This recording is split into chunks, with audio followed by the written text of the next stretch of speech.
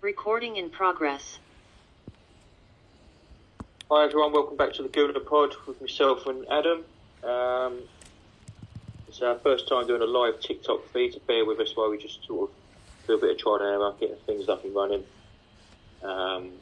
We invite you to ask any questions, give us some talking points, etc., things like that. We'll start with a quick review on the Leeds game. Ad, what did you think? Well, it was a really good game, comfortable game, and entertaining as well.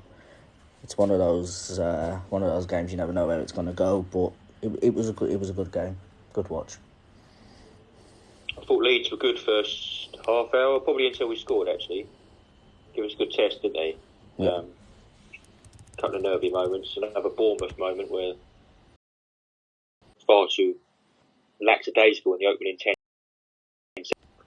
Like you say, it was pretty comfortable in the end. Yeah. Nice to see Jesus on the score sheet as well. I think that would be crucial for us going into the final 9 games with him in good form up front. And we move on to the next one. It's just a comfortable win, and it seems to be blowing everyone out of the water at the moment. Yeah, it seems to be like every test we, come up against, where like early on in the season it was, we haven't played anybody yet. And obviously, it's 29 games now, isn't it? 29 games gone. It's It's no longer just luck, is it? It's people have to start taking us seriously at this point. Yeah, I think we've earned that respect now, haven't we? Even the likes of the Gary Nevilles and that are starting to suggest that the title could be ours if we win at Liverpool on Sunday. So I think we're being taken serious finally. Yeah. And deservedly so as well. I understand the scepticism because we haven't been in this position for probably 15 years. 2007-8, I think was the last proper title challenge we had. So I get why people write us off and doubt us, but everyone has to come again for the first time, didn't they? Yeah. It was only back end of February we was having to listen to people say Man United win the title race. So it's nice to start getting some respect. So I thought against Leeds it was nice to see that you sort of take Saka out of the team and nothing really changes. Yeah. It shows the versatility of forwards. Trossard went and had to play on the right hand side, which he's not done for us yet. No, I don't recall him doing it too often for Brighton either. So it was nice to see that flexibility and Holding coming in and playing well again in Saliba's absence, which we'll get onto in a little while. But yeah, it was nice to see. No, I think that's a point that you made. Couple of changes to the usual 11. Sorry, go on. Go on, mate. Sorry. I was going to say, I think it's the point that you make that we lost Gabby for 3 months. We've lost Saliba now. Rob's he's filling that gap, let's say. But like you say, it doesn't matter who goes. Like you say, Saka. It doesn't matter who goes out of the team. Somebody's ready to step in. I remember early on in the season when Saka went off. He went off injured, and Reece come in. I think he scored 2 goals, got an assist in that game. And everybody's willing to just step up and do what needs to be done. So it's not like in previous seasons where we've lost our Aubameyangs or our Ozils or Alexis, and it's that it massively impacts the game. We've got quality to be able to bring in, and everybody's willing to take their opportunities. So it makes a massive difference to have that squad depth and the quality of it as well. Yeah, because if you think about it, we're missing quite a few, aren't we, at the moment? Yeah. I think I counted 5, maybe 6 that were unavailable against Leeds. It was still a convincing win. There's no Saliba, there's no Tomiyasu. El Neni obviously is long term. And Nketiah is still not fit, which is strange considering it was only meant to be out a couple of days. I don't recall seeing Vieira in the squad, but I might be wrong about that. So, there's been a few missing. There's talks of an illness bug as well amongst the squad in a build-up to the game. And yeah. I think a few players like Ben White played through it. Yeah, I think Saka was one of them, wasn't he, that he'd been ill. Yeah. Like leading on. Yeah, it's hard to describe the performance too much because it's not something we haven't seen all season. So you sort of, if anyone's followed us all throughout the season, we've just said the same things over and over, really. Mm. It's good football, it's good to watch, the desire's there, anyone that comes in does their job properly. No real weak links in the squad, things like that. It's just now all about getting the 3 points on the board, isn't it? I don't know about yourself, but I couldn't care less how we play as long as we win. No, I think it's that crunch point of the season, isn't it? It's not necessarily about playing. I mean, all season we've been playing some, I think we've been playing some amazing football. It's really entertaining, and you can see that the team really tick. But it's just about getting the points by any means necessary now. Yes. And if we have to play dirty in that, then so be it. Yeah, I mean, obviously, I think we've got our principles, haven't we? And we stick to a certain type of play, which, it was evident again on Saturday. But it did take half hour to get going properly. Yeah. Balls don't to tick, but again, just don't care as long as you get over the line. Mm. It's all about getting over the line at this point. There's 9 games to go, 9 finals, as some people say. I hate that cliche, but yeah, it's true though. It's 9 top games where they've got to be on it, but they play once a week. There's no reason not to be fully prepared and fully rested, hopefully, and no injuries to pick up in training and things like that. There's plenty of time for people to get over niggles, so we're as at full strength as we can be going into each game. Yeah. Which, despite their advantage in squad depth, but City don't have that luxury. Yeah, and they've got more fixtures to play as well. Yeah, a lot more if they do well in the Champions League. I expect them to probably advance against Bayern, and then they're in the semi. And I believe those games are in and around when we play them as well. So, not a bit of congestion coming up for them. I know they've got the squad to deal with it better than what we would, but it's not as strong as in recent years. They sold a lot of players in the last 18 months and not replaced all of them. So, yeah, no, I don't think they've got the squad depth that they have in recent seasons. To be honest, I don't think they're as good as a team that they have been in recent seasons. I think that's why, when we play them later this month and we go to their place, I'm not as worried as I have been in other seasons, because I actually feel confident that if we just focus on what we're doing, play the way that we play, we'll give them, we'll give them a run for the money, really. Yeah, I mean, I think everyone's already predicting that we're going to go there and lose, and I think that's a bit sort of puts down on things, really. We're not top by 8 points for no reason. We can certainly go there and get a result. Yeah. It'd be a crunch game. It probably will decide the title, I think. Yeah, it'd be a huge statement as well if we can go there. Even if we take a point, that would be a huge point. But I still feel like on our day, I don't know if it's just overconfidence, but I still feel like on our day, we can go anywhere. We can go anywhere and win. When we play, we know we can play. Yeah. I just see you put on the chat. Is a question. Someone listening. Yeah, so a prediction for Arsenal versus Liverpool. What do we think it's going to be? I think Arsenal.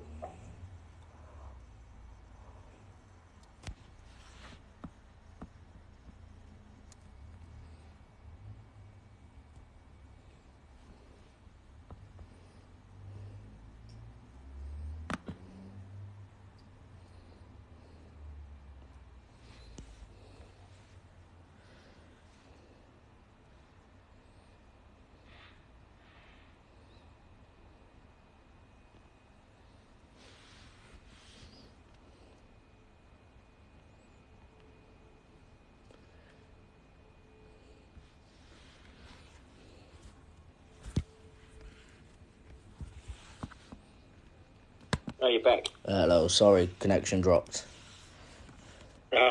Sorry, technology, eh? I know. Yeah, so Liverpool against Arsenal. We've been asked for a prediction for that. Recording in progress. It was something I was going to come on to later anyway, but I think Arsenal are going to go there in 3-1, I think if if they defend anything like they did against City, we'll tear them apart. Yeah. I don't care that he rested players last night either. He's rested players like Trent that's just fucking garbage anyway. So it doesn't matter if he's fresh or not. You have to wear a bit of pride and put a bit of chest out, don't you, when you're playing so well. And I wouldn't normally predict us to go to Anfield and win, but they're a poor side this year and we're a good side. I expect us to go there and get the job done. And we have to. If you're not winning against Liverpool when they've been as poor as they've been this season, you don't deserve to win the title.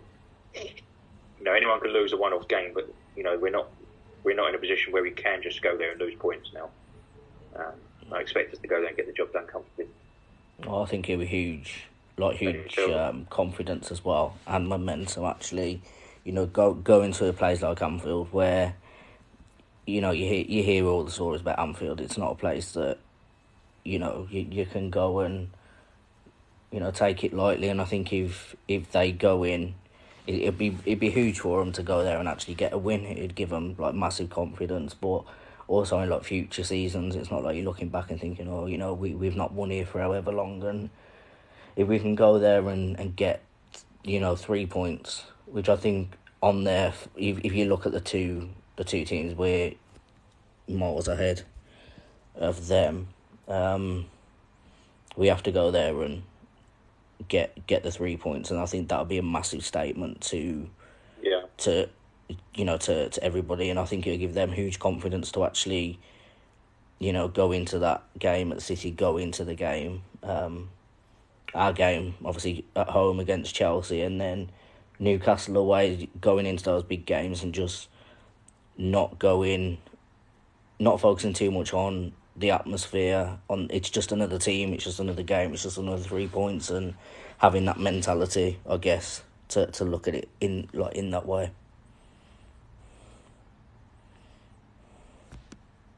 I do hope Mikel's not been training them with the Anfield anthem at the training ground again like last year. Didn't seem to be a good omen for us last year. Their atmosphere is a complete myth anyway. I've been there twice in the last year. It's been dead.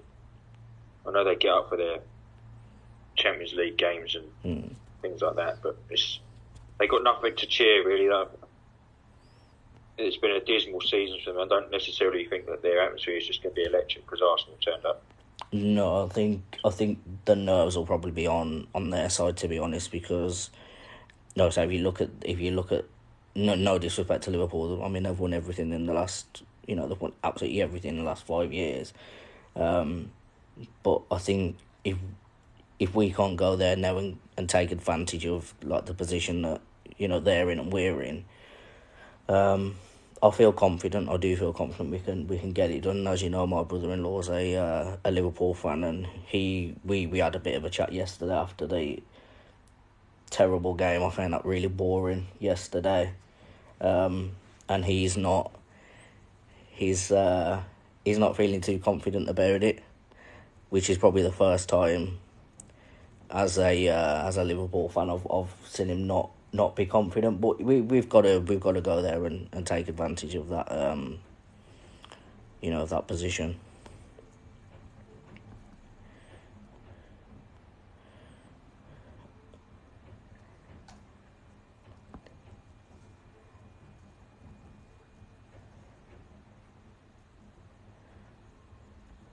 And we've got more technical issues.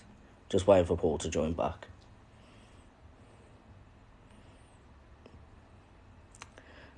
My brother-in-law's actually on here listening.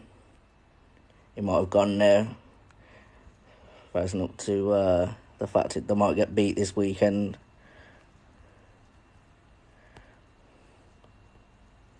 Just waiting for Paul to join back.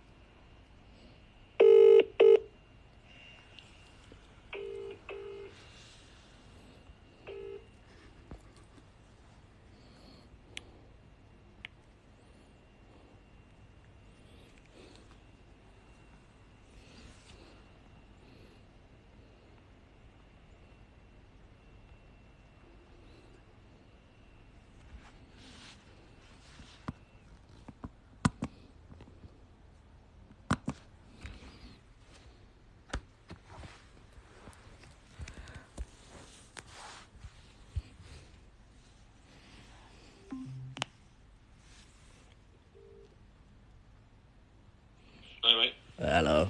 Sorry. Right. Yeah, we're back now. I think we've just about got everybody. So yeah, I was just saying about my brother-in-law being a Liverpool fan, and he was actually watching.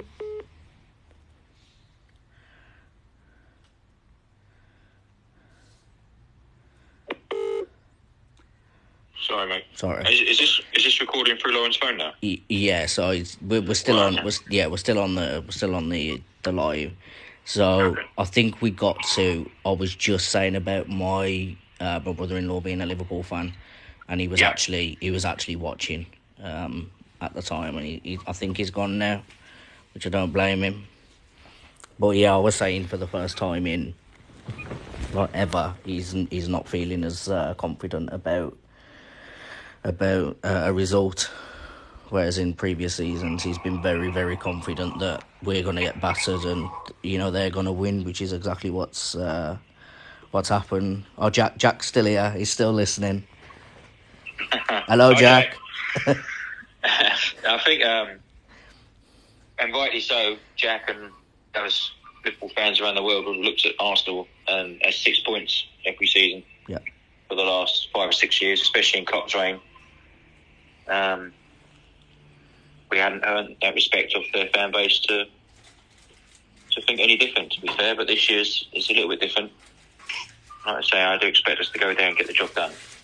No, I think it's based on their form as well. I mean, but then again, we've seen it with United. Look at the form they were on, and then they just got absolutely ripped apart. But I don't think we're that kind of team anymore. I hope I'm not. Right. I hope I'm not speaking too early, but I don't see us as that type of team that just capitulate. We've been there, but that just capitulate. We've been there, but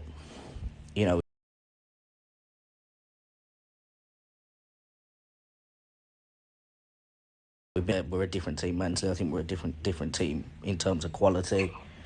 It does look like we'll have to do it without William Saliba again. Yeah.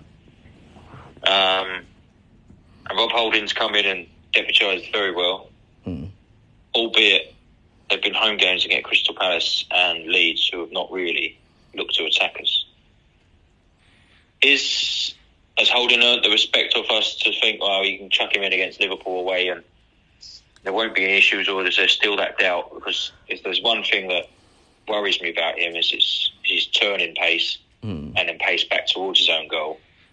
Well, I think which is Liverpool's obvious strength, is their attack and counter-attack as well. So that'll be a question he'll have to answer by actually showing on Sunday.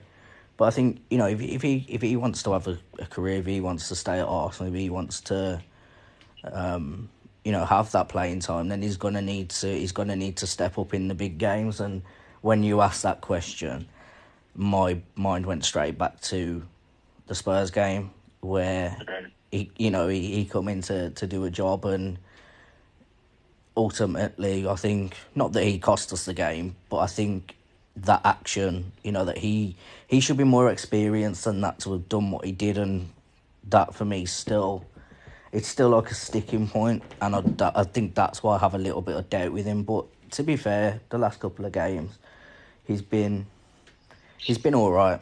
He's been all right. Saliba's going to be a big miss, but he's going to fill a gap, and I think it's probably going to be for like Ben and Gabby to give him that cover as well. Yeah, for the whole team to actually pull together and actually do what needs to be done. Saliba's not officially been ruled out yet, but I did read earlier that he's training, but not very comfortably with the ball, although his mobility is fine. It's when he is playing with the ball that he's got discomfort. But the game's 4 days away, so they might just nurse him through it, a couple of painkilling injections on the day. I'd rather he plays at Anfield than at West Ham next week, for example. So do you take the gamble with him, or do you give him another week and then hope that he sees the season out? I'd say give him the week. Put Rob in. Have him as an option from the bench. Have Rob starting, and then because my worry is that if we rush him, is he then going to be out for more games on the season? We definitely need him for City. We definitely need him for Chelsea, because they're the kind of teams that if you don't have a confident centre half, they will rip you apart. And I think he'd be more crucial than against Liverpool. And that's no disrespect to Liverpool, but I think if Ben, Gabby, and Partey and Xhaka give Holding a bit more cover and just assist him, when they need to, then we should be able to get through that game.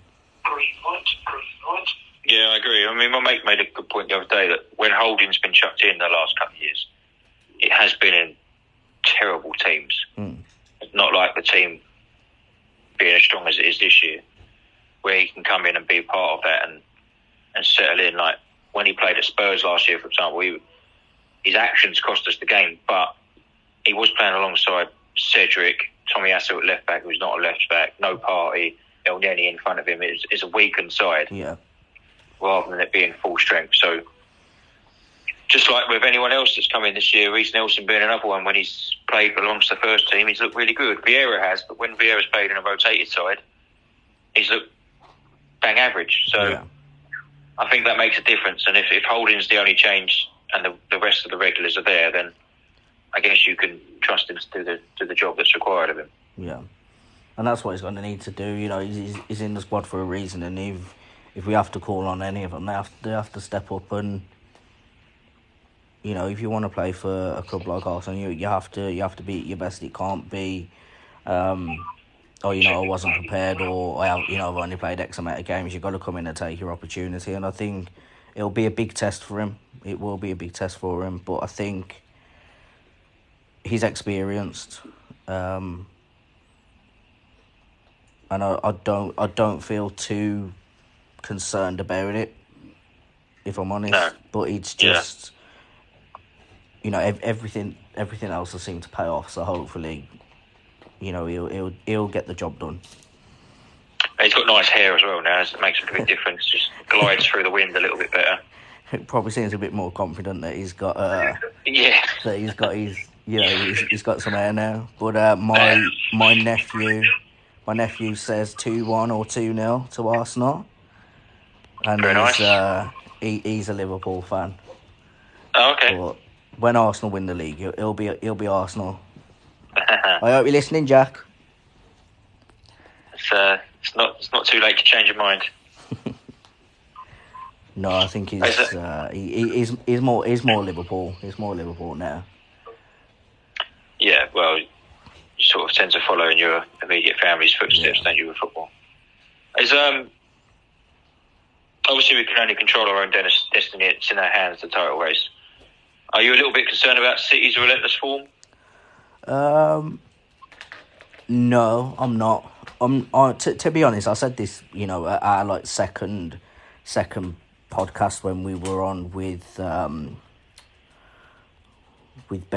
and Dylan, that City just didn't seem to be the usual City. Like, you look at City, and any team that looks at City on their day, they can rip you apart. But they've been strangely inconsistent, which isn't like them, and that's why obviously they beat us, and then they went and lost to.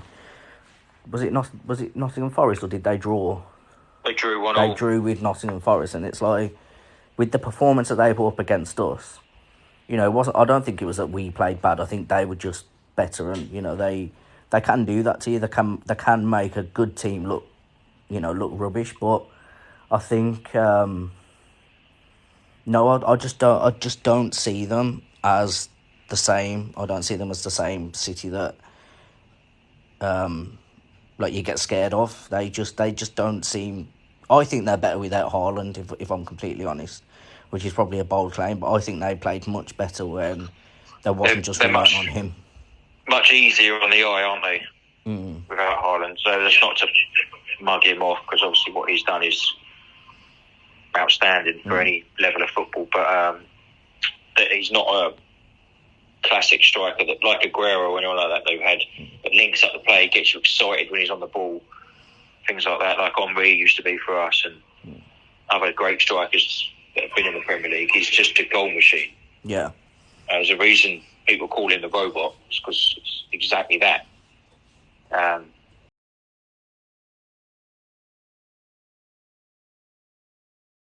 Also, but it's not bad two options to have, is it? I guess. But I guess if you've got Alvarez in front of goal or Haaland in front of goal, and it's like, the 91st minute of a Champions League final, it's 0-0. You'd want Haaland there because you know that 9 times out of 10, he's going to score, and I think that's what sets him apart of anybody else, is that he is just a striker. He is a goal machine, and when you've got somebody like De Bruyne, and even players like Foden, Grealish, that can put a ball on a plate, you give him one chance and he'll take it. He is in ridiculous form and he's a ridiculous player.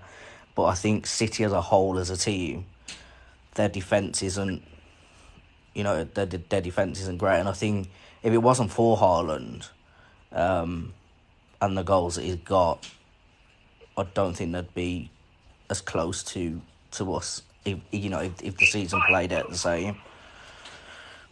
No, I agree, but yeah, it's just they seem to have found their winning touch again, even if the performances aren't as swashbuckling as they have been in recent years.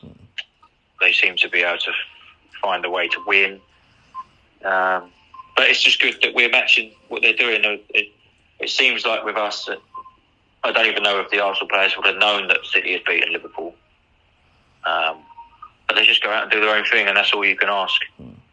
As long as we win, it doesn't really matter what they're doing.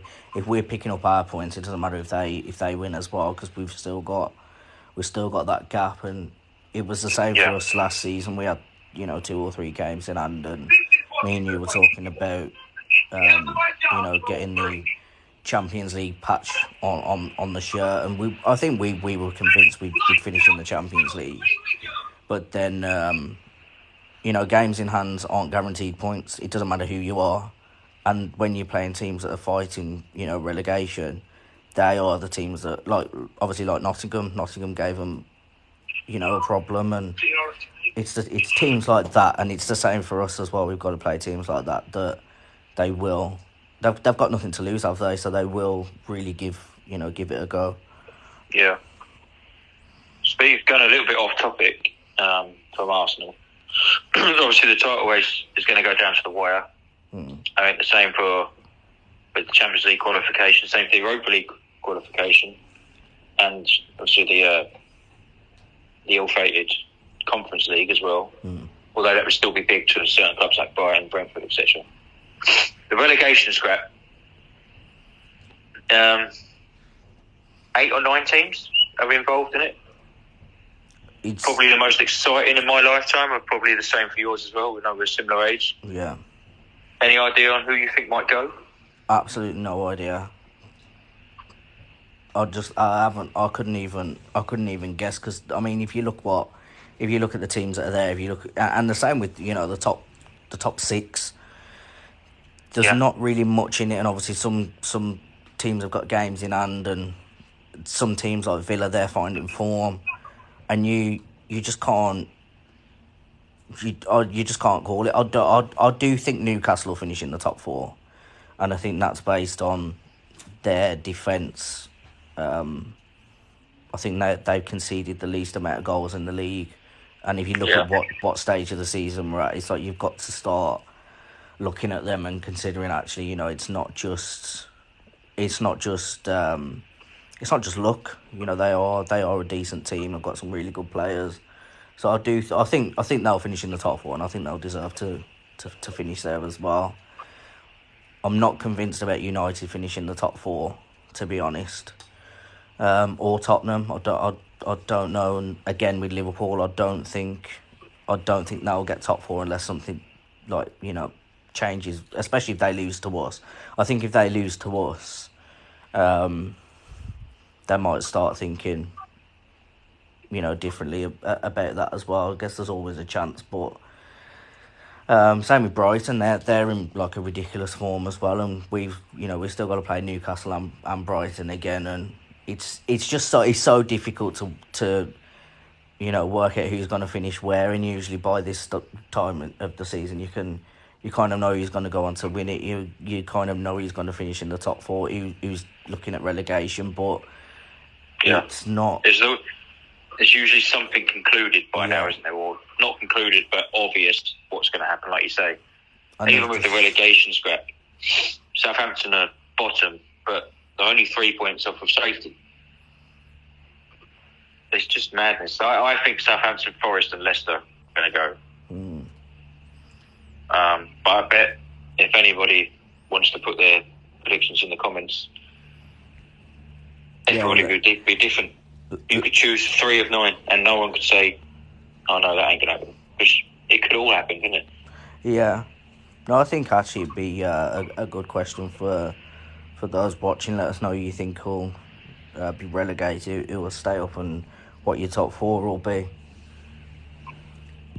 I mean, literally, apart from Chelsea, who seems to be the only team in no man's land in the league, everyone's fighting for something. 3 weeks ago, Aston Villa were 12th. They're 7th now. They're in the European spots. It can change at the blink of an eye. There's no guarantees in the league at all. But it's been the most exciting season in that sense that I can remember, where just everyone is involved in something. Well, I think it's good to have a league like that. Even for us, we're top now, but things can change. But it's good to have a league like that. That's what makes the Premier League, the Premier League, and that's what makes it, so good. I think, not just being biased, it is I think it's the best league there is, and it shows that because every team, everybody can beat everybody. Yeah, it's incredibly competitive, isn't it? Like you say, it's exciting. It's just a shame none of the games are on telly. You have to stream them at 3 o'clock. Or pay ridiculous money to watch. It, yeah. But even then, there's no 3 o'clock kickoffs, is there? No, it's madness. That I obviously streamed the Arsenal Leeds game. And a good stream. I had no complaints about it or anything like that, but I shouldn't have to do it. Which is there's another little topic I wanted to get onto, because the Zone have bid for the rights to show the 3 o'clock Football League games. So I don't know what package they've proposed. I know they've outbid the current Viaplay, is it? The ones that are trying to get it. They were the highest bidder, and I think the Zone have outbid them. I don't know what the subscription would be or anything like that. If anyone knows or has an idea, it'd be interesting to hear. Yeah. How long do you think it is before we see this in the Premier League? Like it's like a Netflix-style system where you subscribe, or even if the clubs have the rights to their own games. I find it mad that Arsenal can't sell the rights to their football. See, it baffles me, because when I was on holiday last month, I watched the Arsenal game. I can't remember what the other game was, but I watched 2 or 3 games while I was on holiday, because obviously priorities. And in the hotel room, it was there on there for it was like Freeview. Top, it was good quality. So I don't. Obviously, if you're abroad, you can watch, English football, and that baffles me, is why we're charged so much, especially in a time like now where the cost of living's going up and people haven't got like £70-80 to spend to watch a handful of games on the weekend, and obviously like the 3 o'clock kickoffs, they're not even included, and unless you do it illegally, then all you've got is the highlights on Sky Sports, or if you're following me, obviously you'll get the highlights. Just a bit of shameless self-promotion there. But yeah, it baffles me why we can't get sport available. Like all of the games should be streamed. All of the games should be available. And I mean, it's a way of advertisement, isn't it? Obviously, like you get the games live on Prime. I don't get why they don't do a subscription service by club. Like if you're an Arsenal fan or a City fan or unfortunately a Spurs fan, if you want to watch your team play, just do a subscription. Just pay your club, like something similar to a membership. Maybe have a membership where you can, where Arsenal have the like the pre-seasons, and you can buy the pass for like I think it's like £4 or £5 or £7 if you want like all 4 games. Why not do something like that? It's money into the club, and I guess it's because like Sky Sports and BT and all of them don't want to lose. They don't want that to happen because obviously it's mega money for them to. Yeah, they're to do that. They're all tied in, aren't they, to contracts with Sky and BT? I just guess when it's up for renewal, it would definitely be a topic of conversation in the negotiations, because how can it... I'm sure every club around the world can sell its rights individually or to a different platform and earn more money. I know I would... everyone's got their limit, but I would probably pay £100 a month to subscribe to every Arsenal game and then ditch BT and Sky. Yeah. No, I think... And you're not really worse off, are you? They had this conversation on TalkSport last week. I don't know if you ever watched the stuff. I only really pay attention to Simon Jordan's bits. But they was on there and they were trying to make a case for DAZN doing it and then worried about fans not going because they can just watch it from their sofa. I don't think that'll ever happen. No. You can only get so many fans. In the lower fans. league clubs, say you're a Bolton fan, and they probably get 15,000, 20,000 turn up to their games in League One. They're still there in League One, so they're not going to not go just because it's available on the telly. And I think that even so, if, say, they lost 15, 20% of the like match day going fans, they're all paying for it anyway on the telly, so the clubs aren't going to miss out with revenue.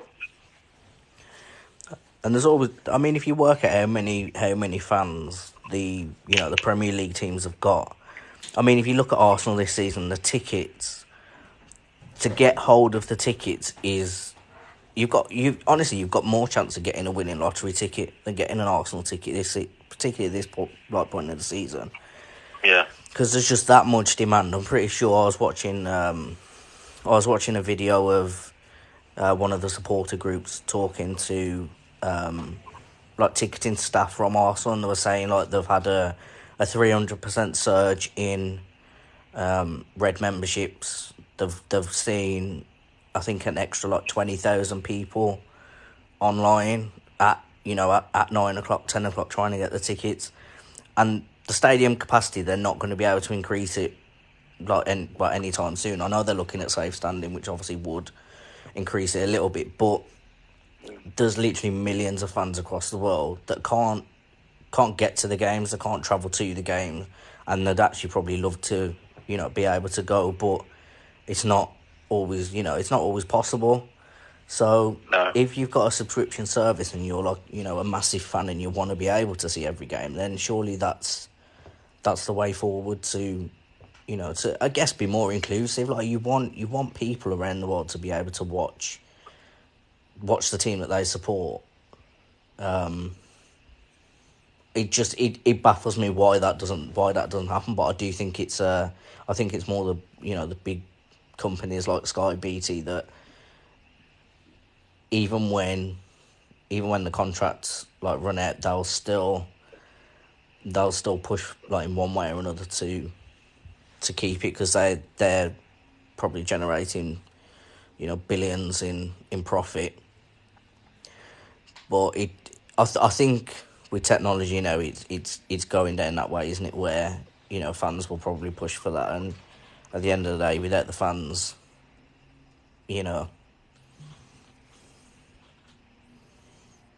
Yeah, it definitely something needs to change.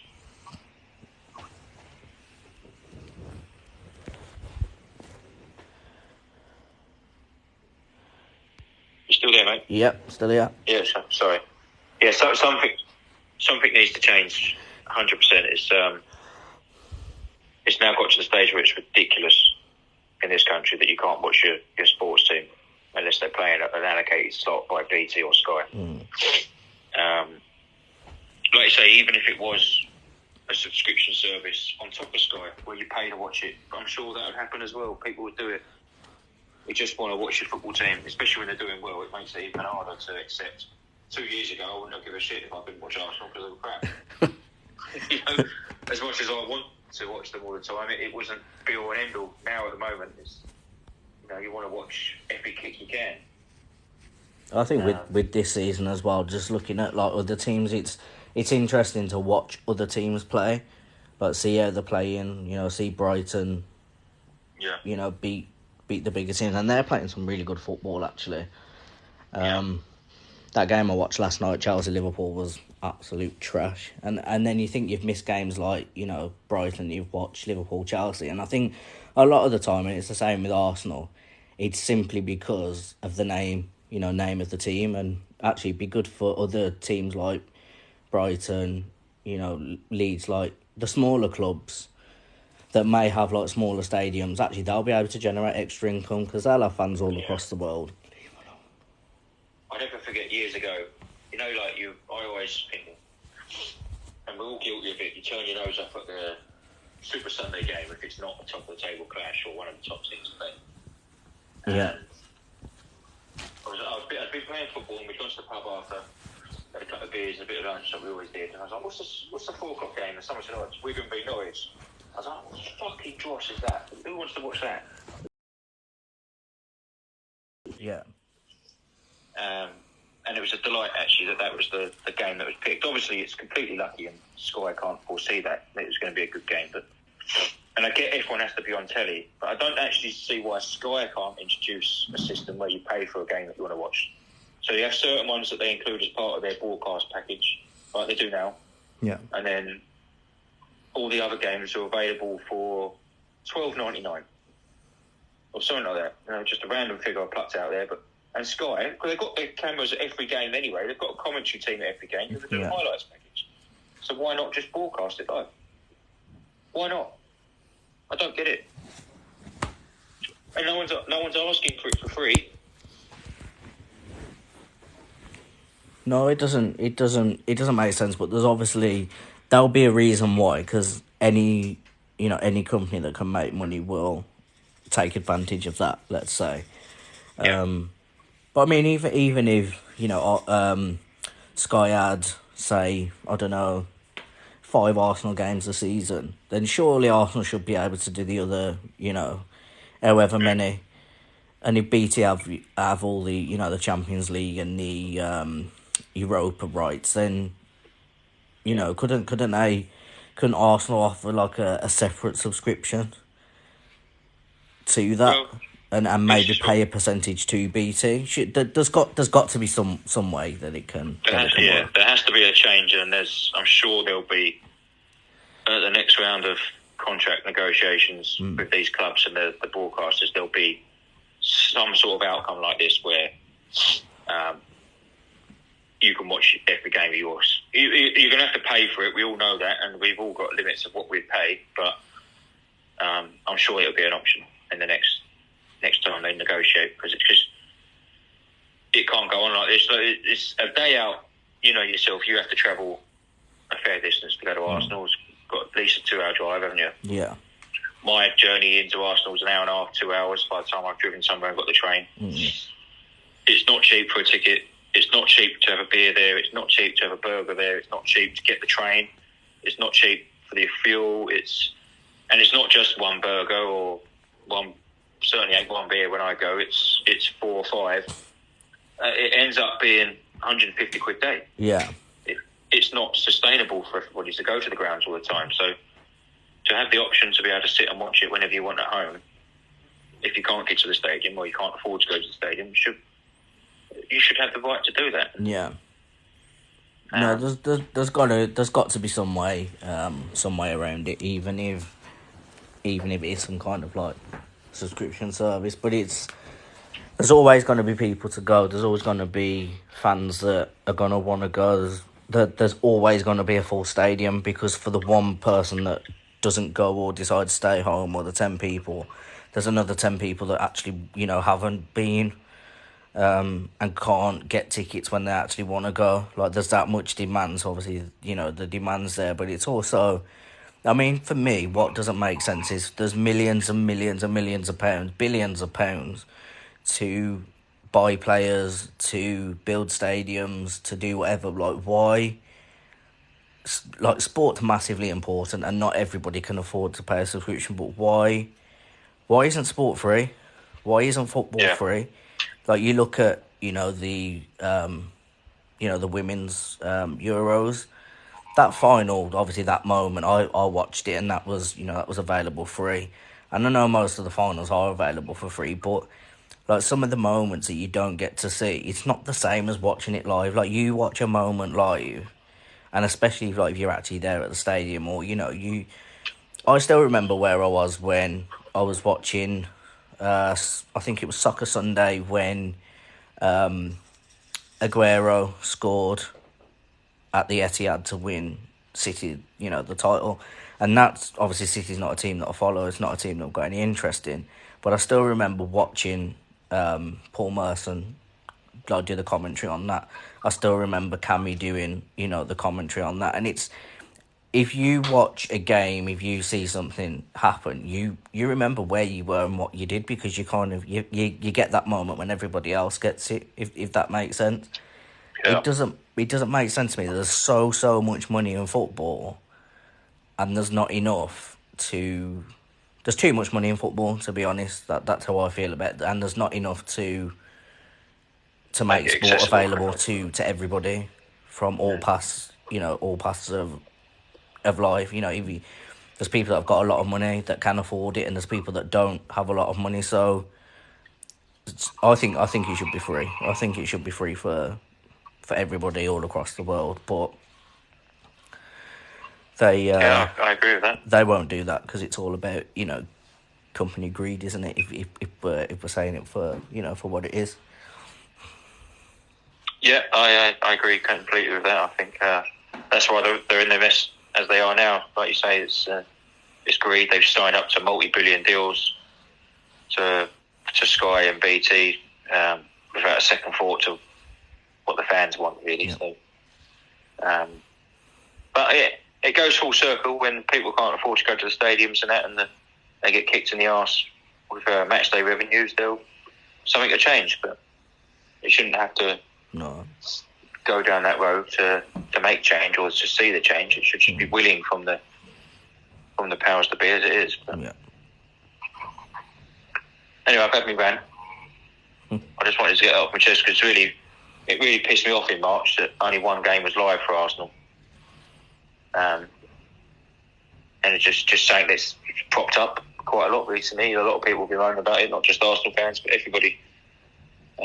Everybody wants to watch their team, don't they? So yeah, and they should be able to do that, really. Absolutely, there shouldn't be any questions asked. Unless you've got anything else to add, mate, I think I'm done for the night. No, I think the same. Just looking forward to Sunday, and then we'll join back up on Monday, and hopefully have another 3 points and be able to have a review of that game. Yeah, definitely. Yeah, I'll be looking forward to that. And thanks to anyone that's bared with us tonight. It's been a couple of teething issues, I think, with internet connection and things. But I think it's gone all right. It's gone quite smoothly. Yep. Hopefully I'll get my followers up and we can start just doing it straight off the bat off TikTok, and I think that'll make it a lot easier. Yeah, we'll definitely get you. For the pair of us. I need to spend a bit of time sorting it out, which I've obviously got 4 days off now, so I'll have that done over the weekend, hopefully, and get it up and running for the next one. Yeah, and then Monday we'll be able to do it without any technical issues. But thanks for hosting again. Really appreciate it. No worries, mate. Always enjoy it, and hope everyone has a good night. All right. Cheers, guys.